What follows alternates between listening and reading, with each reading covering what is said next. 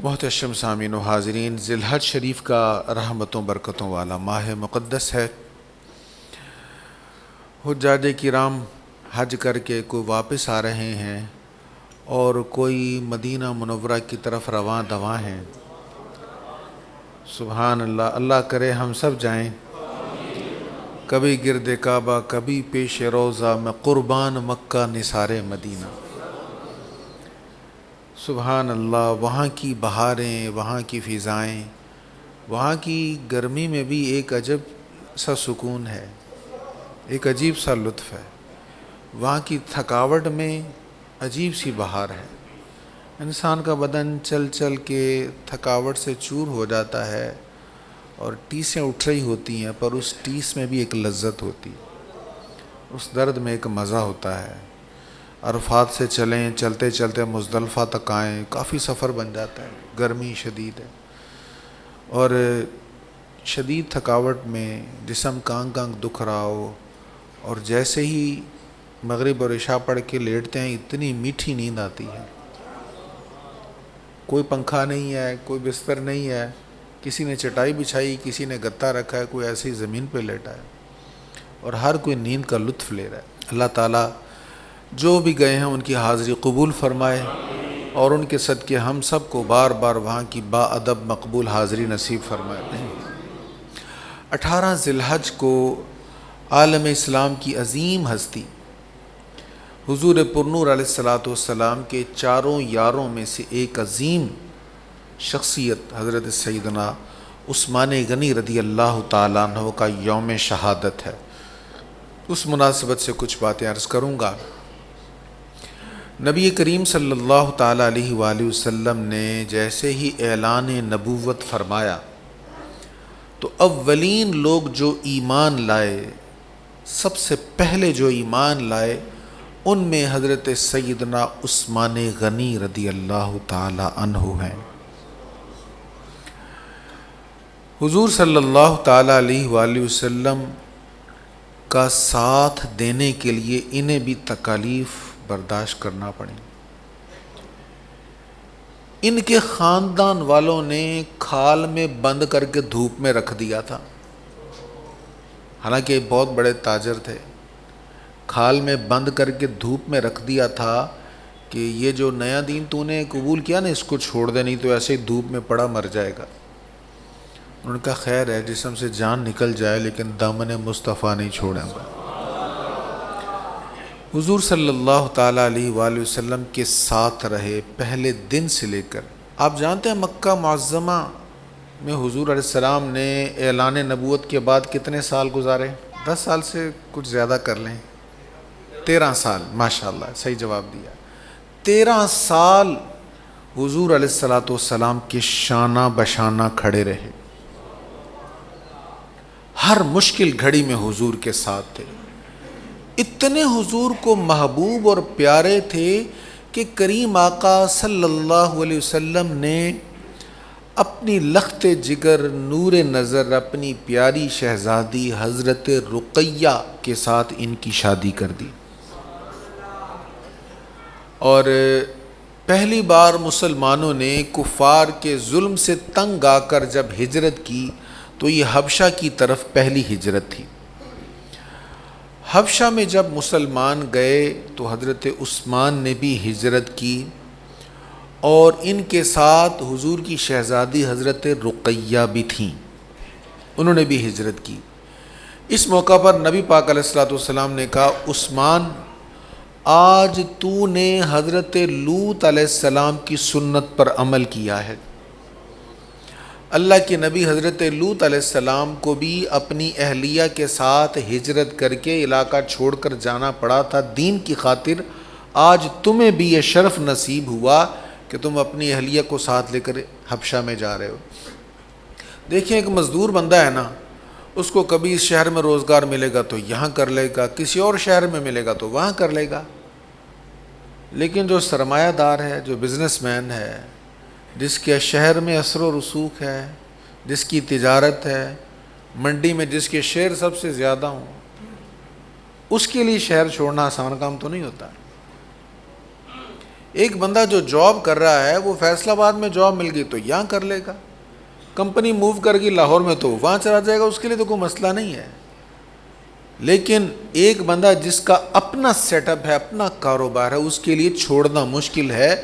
اور سیدنا عثمان غنی رضی اللہ تعالیٰ عنہ اتنے بڑے انویسٹر تھے مکہ شریف کی منڈی کے کہ آپ کا سرمایہ اتنا زیادہ تھا کہ ریڑھ کی ہڈی سمجھے جاتے تھے آپ۔ لیکن جب دین کی بات آئی، ساری آسائشیں، ساری سہولتیں، اپنا وطن، اپنا گھر، سب کچھ چھوڑ کر ہجرت کی۔ پھر کچھ حالات سنبھلے، مشہور ہو گیا جی حالات ٹھیک ہے، آپ حبشہ سے واپس آ گئے۔ مکہ معظمہ کے حالات پھر شدید ہو گئے، آپ نے پھر حبشہ کی طرف ہجرت کی، 2 بار حبشہ کی طرف ہجرت کی۔ پھر کریم آقا صلی اللہ تعالیٰ علیہ وآلہ وسلم نے مدینہ منورہ کی طرف ہجرت کی۔ اب تیسری ہجرت کا شرف بھی انہیں نصیب ہوا۔ 3 بار ہجرت کی آپ نے، 2 بار حبشہ کی طرف اور 1 بار مدینہ منورہ کی طرف۔ 13 سال مکہ معظمہ میں حضور صلی اللہ تعالیٰ علیہ وآلہ وسلم کے ساتھ استقامت کے ساتھ ڈٹ کر دین پر قائم رہے۔ ہجرت کر لی لیکن دین پر کمپرومائز نہیں کیا۔ اور پھر مدینہ منورہ میں سرکار کریم علیہ السلام کی جتنی بھی ظاہری حیات طیبہ تھی، مکہ شریف میں 13 سال اور مدینہ منورہ میں 10 سال، تو حضور علیہ الصلوۃ والتسلیم کی جو 23 سال، تو 10 سال تقریباً بنتے ہیں۔ 23 سال آپ کی حیات طیبہ ہے اعلان نبوت کے بعد۔ 40 سال کی عمر میں آپ نے اعلان نبوت فرمایا، پھر 13 سال مکہ شریف کے اور 10 سال مدینہ منورہ کے، ٹوٹل 23 سال۔ تو پورے 23 سال کریم آقا صلی اللہ علیہ وسلم کے ساتھ رہے۔ اچھا، پھر حضرت رقیہ جو حضور کے شہزادی ہیں، ان کا وصال با کمال ہو گیا، تو کریم آقا صلی اللہ تعالیٰ علیہ وآلہ وسلم نے اپنی دوسری شہزادی حضرت ام کلثوم کا بھی نکاح حضرت عثمان کے ساتھ کر دیا حضرت رقیہ کے وصال کے بعد۔ اور یہاں پر حضور علیہ السلام نے جو بات فرمائی وہ بڑی اہم بات تھی۔ فرمایا، اے عثمان، مجھے اللہ نے حکم دیا ہے کہ جتنا مہر رقیہ کا تھا اتنے ہی مہر کے ساتھ ام کلثوم کا نکاح بھی عثمان کے ساتھ کر دو۔ یعنی حضرت عثمان غنی رضی اللہ تعالیٰ عنہ کے ساتھ اس نکاح کا حکم رب العالمین نے حضور کو فرمایا تھا۔ تو حضرت عثمان غنی رضی اللہ تعالیٰ عنہ کو 2 نور ملے ہیں۔ حضور علیہ الصلوۃ والسلام نور ہے نا، اور میرے آقا صرف خود نور نہیں ہے، سارا خاندان نور ہے، بچہ بچہ نور ہے۔ تیری نسل پاک میں ہے بچہ بچہ نور کا، تیری نسل پاک میں ہے بچہ بچہ، تیری نسل پاک میں ہے بچہ بچہ نور کا، تو ہے عین نور تیرا سب گھرانہ نور کا۔ اللہ اللہ اللہ، صبح طیبہ میں ہوئی بجتا ہے باڑا نور کا، صدقہ لے نور کا آیا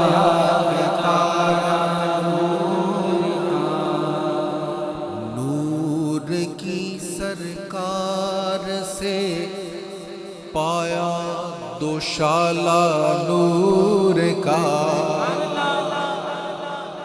ایک نور نہیں، 2 نور ملے، سیدہ رقیہ ملی، ان کے وصال کے بعد سیدہ ام کلثوم ملی۔ نور کی سرکار سے پایا دوشالہ نور کا، نور کی سرکار سے پایا دوشالہ، نور کی سرکار سے پایا دوشالہ نور کا، ہو مبارک تم کو ذوالنورین جوڑا نور کا۔ اللہ اللہ اللہ اللہ، میں گدا تو بادشاہ بھر دے پیالہ نور کا، میں گدا تو بادشاہ بھر دے پیالہ نور کا، میں گدا تو بادشاہ بھر دے پیالہ نور کا۔ حضور صلی اللہ تعالیٰ علیہ وآلہ وسلم صاحب نور ہیں، خود بھی نور ہیں، آپ کا گھرانہ سارا نور ہے، نسل کا بچہ بچہ نور ہے۔ تو جس کو دو نور میرے آقا نے عطا کیے وہ ہو گیا ذوالنورین، دو نوروں والا۔ اللہ اکبر۔ نبی پاک صلی اللہ تعالیٰ علیہ وآلہ وسلم نے جو انہیں شرف عطا کیا یہ کسی صحابی کو نہیں ملا۔ کسی صحابی کا یہ شرف نہیں ہے کہ اس کی زوجیت میں دو شہزادیاں آئی ہوں یکے بعد دیگرے، بلکہ میں نے محتاط محققین سے یہ سنا ہے جنہوں نے دیگر انبیاء کی سیرتوں کا بھی مطالعہ کیا ہے کہ جتنے انبیاء کرام علیہم السلام کے حالات ہم تک پہنچے ہیں، کسی نبی کے کسی امتی کو یہ شرف نہیں ملا کہ اس نبی کی دو شہزادیاں یکے بعد دیگرے ان کے کسی امتی کے نکاح میں آئی ہوں۔ یہ منفرد شرف اللہ تعالیٰ نے حضرت سیدنا عثمان غنی کو عطا فرمایا۔ سبحان اللہ۔ نبی پاک صلی اللہ تعالیٰ علیہ وآلہ وسلم کے ہر صحابی بڑی شان والے ہیں، لیکن ان صحابہ میں 10 صحابہ ایسے ہیں جن کو عشرہ مبشرہ کہا جاتا ہے۔ عشرہ کا مطلب 10، مبشرہ مطلب جنہیں بشارت دی گئی۔ ان کا نام لے لے کر حضور نے ایک ہی نشست میں کہا ابو بکر تو جنتی ہے، عمر تو جنتی ہے، عثمان تو جنتی ہے، علی تو جنتی ہے۔ نام لے لے کر 10 صحابہ کو حضور نے فرمایا کہ تم جنتی ہو۔ حضرت عثمان غنی عشرہ مبشرہ میں بھی ہیں۔ پھر ایک کنواں تھا مدینہ شریف میں، پانی کی بڑی حاجت تھی، اس علاقے میں پانی کی بڑی قلت تھی۔ کنواں تھا ایک یہودی کا، وہ پانی بڑا مہنگا بیچتا تھا، اس کا قبضہ تھا اس کنویں پر، پانی اچھا تھا تو اس کا وہ ناجائز فائدہ اٹھاتے ہوئے مہنگا پانی بیچتا تھا۔ مسلمان غریب تھے۔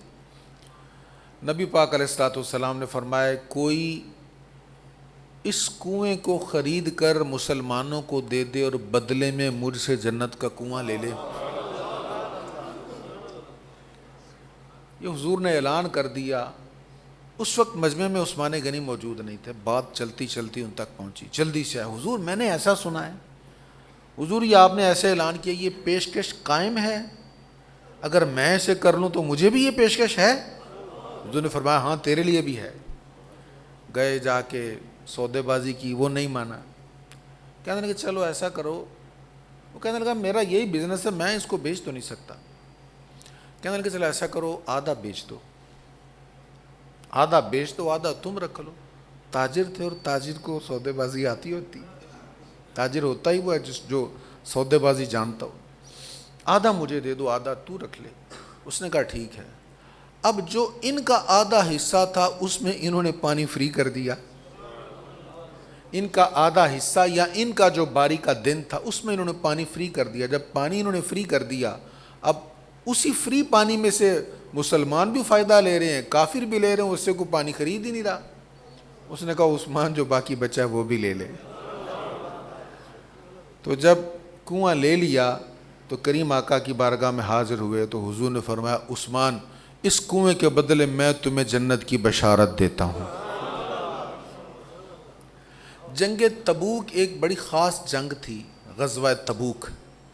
جنگ تو نہیں ہوئی تھی باقاعدہ، لیکن ایک بہرحال بہت بڑا غزوہ تھا جس کے لیے صحابہ کرام نے بہت تیاری کی، بڑا سفر کیا، اور اس کا بڑا تذکرہ ہے سورۃ توبہ میں، اس کا ذکر جمعہ میں آئے گا آنے والے چند رکوعوں میں۔ اب وہ جن دنوں میں وہ جنگ تھی، سخت گرمی کے دن ہیں، جیسے ہمارے آج کل گرمی پڑ رہی ہے نا، سخت گرمی کے دن، اور جانا بھی بڑا لمبا سفر کر کے بڑی دور جانا تھا، اور سواریاں بھی نہیں ہیں۔ حضور علیہ الصلوۃ والسلام نے اعلان فرمایا بھی سواریوں کا انتظام کرنا ہے تو حصہ ڈالو اپنا اپنا۔ اب غریب صحابہ کرام تھے، اپنے اپنے حیثیت سے حصہ ڈالا، تھوڑا تھوڑا جتنا کو کر سکتا تھا۔ حضرت عثمان غنی حاضر ہوئے، کہنے لگے حضور 100 اونٹ ساز و سامان ہے، جو اونٹ کا پالان وغیرہ ہوتا ہے، ساز و سامان سمیت 100 اونٹ پیش کروں گا۔ سرکار بڑے خوش ہوئے، پھر اعلان فرمایا حضور 200 اونٹ مزید پیش کرتا ہوں۔ سرکار بڑے خوش ہوئے، حضور نے پھر اعلان فرمایا، پہلے کتنے ہو گئے تھے؟ 100 اور 200 300 ہو گئے تھے نا۔ حضور نے جب تیسری بار اعلان کیا، کہنے لگے حضور 300 اونٹ پیش کروں گا مزید۔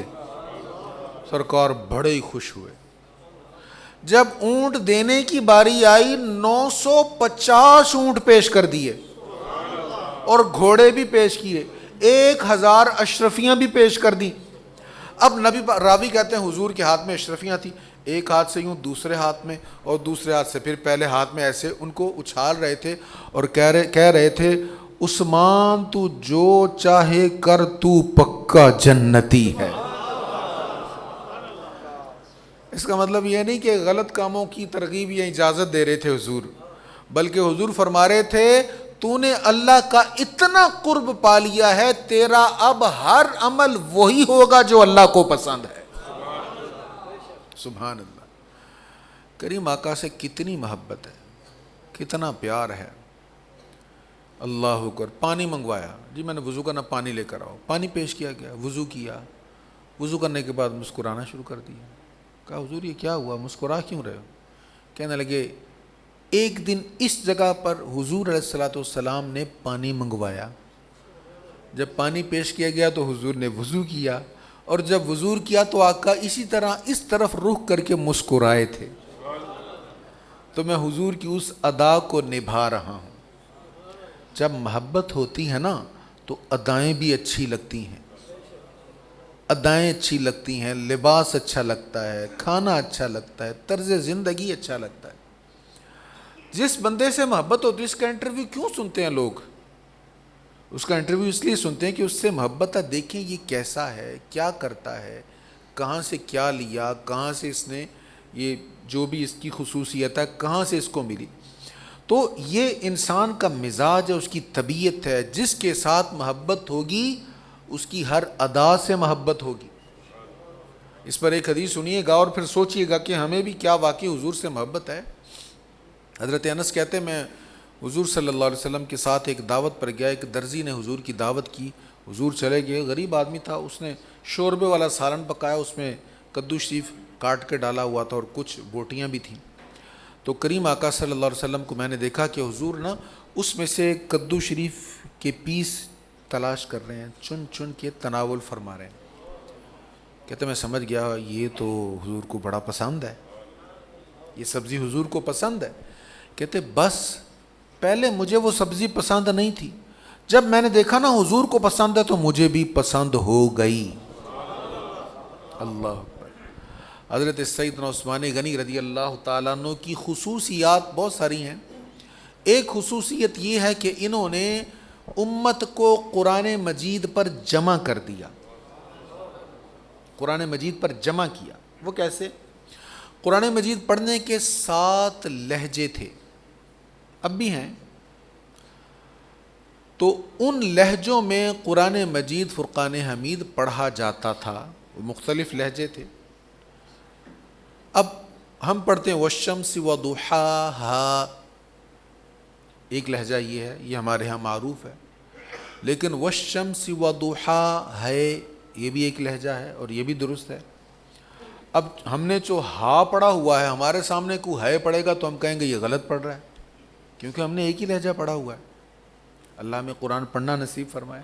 جس نے پڑھا ہے, جس نے ایک لہجہ یاد کیا, وہ تو ایک لہجے پر پختہ ہے نا, وہ کہے گا دوسرا لہجہ غلط ہے, حالانکہ وہ بھی صحیح ہے.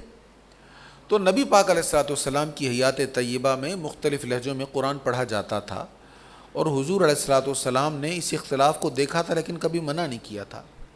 حضرت ابو بکر صدیق رضی اللہ تعالیٰ عنہ کے دور میں, فاروق اعظم رضی اللہ تعالیٰ عنہ کے دور میں یہ لہجے چلتے رہے. عثمان غنی رضی اللہ تعالیٰ عنہ کے دور میں اختلاف بہت بڑھ گیا, اور قریب تھا کہ مسلمانوں کا آپس میں شدید اختلاف ہو جائے. تو آپ نے ایک لہجے پر ساری امت کو جمع کر دیا. ایک جو قرآن مجید کی کاپی حضرت حفصہ رضی اللہ تعالیٰ عنہ کے پاس پڑی ہوئی تھی, جو سیدنا صدیق اکبر رضی اللہ تعالیٰ عنہ کے دور میں کتابی صورت میں اکٹھا کیا گیا تھا, آپ نے وہ کاپی منگوائی اور اس کی کاپیز کروائیں. کاتبوں کو کہا کہ یہاں سے دیکھ دے کر قرآن مجید لکھو.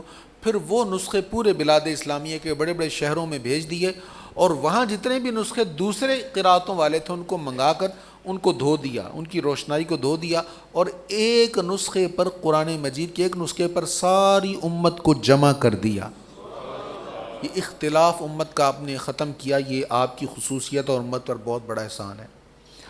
آپ کی خصوصیات میں سے ایک اور خصوصیت ہے, اور یہ آج کے دور میں بڑی یاد کرنے والی, بس یہ بات عرض کر کے بات ختم کرتا ہوں پھر ذکر کرتے ہیں, سننے والی بات اور یاد رکھنے والی بات ہے.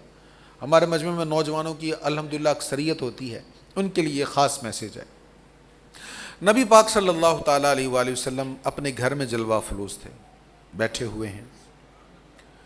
حضور علیہ الصلوۃ والسلام کی جو پنڈلی مبارک تھی نا, یہ حصہ گھٹنے سے نیچے والا یہ ننگا ہو رہا تھا.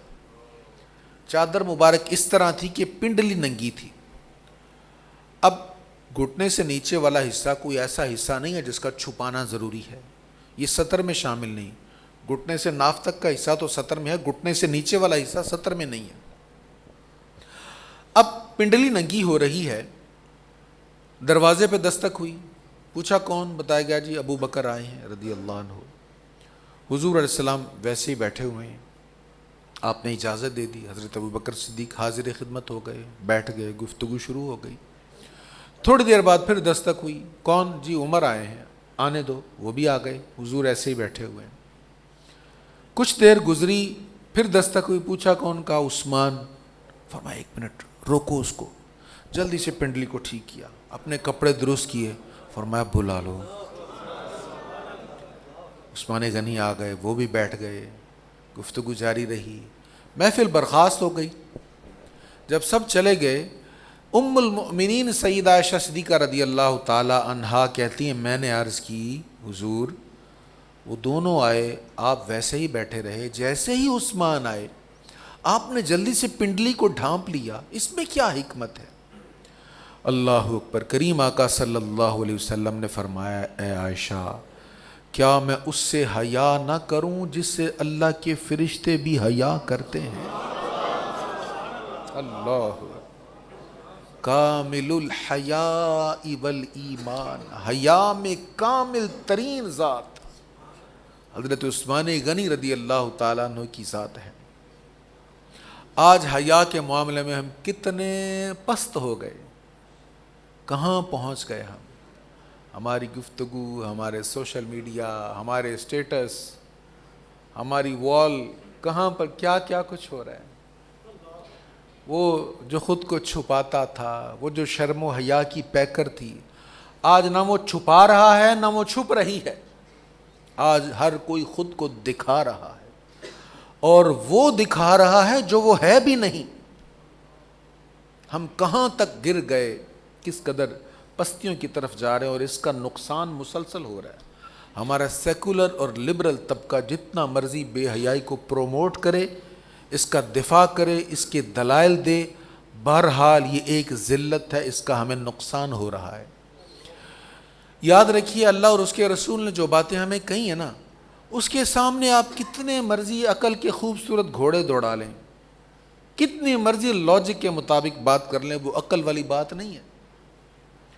قرآن مجید نے ان لوگوں کو بے وقوف کہا ہے جو اللہ اور اس کے رسول کی نہیں مانتے, اور جو اللہ اور اس کے رسول کی مانتے ہیں ان کو دانا سمجھدار کہا ہے. ان کو اندھا کہا ہے جو دیکھ کر نہیں پہچانتے. سم بکم عمی، بہرے ہیں، گونگے ہیں، اندھے ہیں. پہلے پارے میں ہے. یہ جن لوگوں کے بارے میں کہا جا رہا ہے ان میں سے کوئی بھی فزیکلی طور پر آنکھوں سے اندھا نہیں تھا، کانوں سے بہرا نہیں تھا، نہ ہی وہ زبان سے گونگا تھا. بڑی خوبصورت گفتگو کرنے والے لوگ تھے، نظر بھی کسی کی کمزور نہیں تھی، کان بھی بالکل ٹھیک تھے. لیکن قرآن نے کہا بہرے ہیں، گونگے ہیں، اندھے ہیں. کیا مطلب؟ آنکھوں سے جو دیکھنے کا کہا وہ نہیں دیکھتے، جس سے منع کیا وہ دیکھتے ہیں، تو یہ اندھے ہیں. جو سننے کا کہا وہ نہیں سنتے، اور جس سے منع کیا گیا وہ سن رہے ہیں، تو یہ بہرے ہیں. جو کہنے کے لیے زبان دی ہے ہم نے وہ نہیں کہتے، اور جس کے لیے ہم نے منع کیا وہ اپنی زبان سے کہہ رہے ہیں. بھئی یہ دل، یہ زبان، یہ آنکھیں، یہ کان، یہ سب کچھ اللہ اور اس کے رسول کے لیے. نیازی صاحب کا کلام پڑھے تھے ابھی ہمارے حافظ صاحب. نیازی صاحب کا ایک بڑا خوبصورت شعر ہے. دل یاد لئی بنایا اے، تعریف لئی زبان. دل یاد لئی بنایا اے، تعریف لئی زبان. اکھیاں بنایا سونے دے دیدار واسطے. اکھیاں بنایا سونے دے دیدار. کس واسطے میں غیر نو دل وچ بٹھا لواں. کس واسطے میں غیر نو دل وچ بٹھا لواں. اے دل میرا اے احمد مختار واسطے. اے دل میرا اے احمد مختار واسطے. گزرے نیازی زندگی عشق نبی دے وچ. گزرے نیازی زندگی عشق نبی. سب مل کر پڑھو. گزرے نیازی زندگی عشق نبی دے وچ. گزرے نیازی